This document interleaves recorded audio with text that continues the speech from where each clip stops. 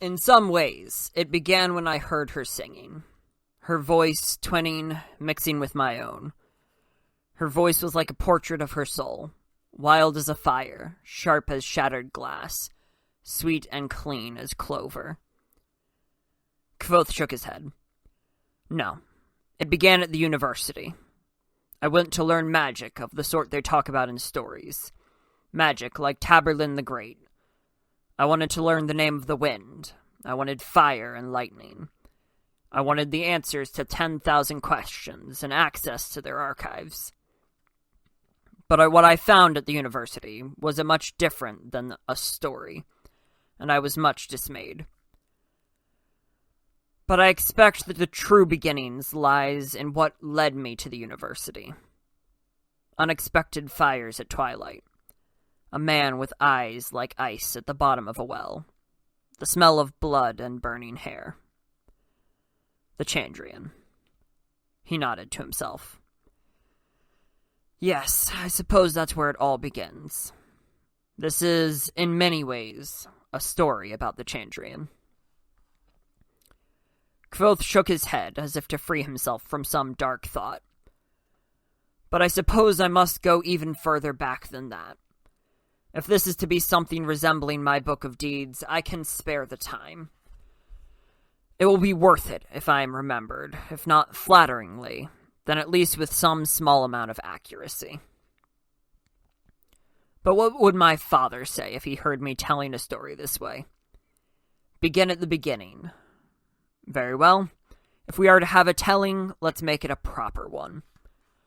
Kvothe sat forward in his chair. In the beginning, as far as I know, the world was spun out of the nameless void by Aleph, who gave everything a name.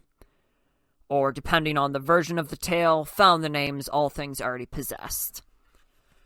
Chronicler let slip a small laugh, though he did not look up from his page or pause in his writing.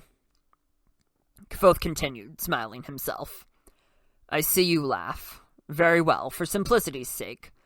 Let us assume I am the center of creation. In doing this, let us pass over innumerable boring stories. The rise and fall of empires, sagas of heroism, ballads of tragic love. Let us hurry forward to the only tale of any real importance. His smile broadened. Mine. My name is Kvothe, pronounced nearly the same as Quoth. Names are important, as they tell you a great deal about a person. I've had more names than anyone has a right to. The Adem called me Maedre, which, depending on how it's spoken, can mean the flame, the thunder, or the broken tree. The flame is obvious if you've ever seen me. I have red hair, bright. If I had been born a couple hundred years ago, I probably would have been burned as a demon. I keep it short, but it's unruly. When left to its own devices, it sticks up and makes me look as if I've been set afire. The thunder I attribute to a strong baritone and a great deal of stage training at an early age. I've never thought of the broken tree as very significant, although in retrospect I suppose it could be considered at least partially prophetic. My first mentor called me Alir because I was clever and I knew it. My first real lover called me Dulador because she liked the sound of it. I've been called Shadakar, Lightfinger, and Sixstring. I've been called Kvothe the Bloodless, Kvothe the Arcane, and Kvothe Kingkiller. I've earned those names. Bought and paid for them. But I was brought up as Kvothe. My father once told me it meant to know. I have, of course, been called many other things, most of them uncouth, although very few were unearned.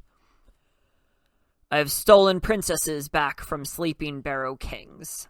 I burned down the town of Traben.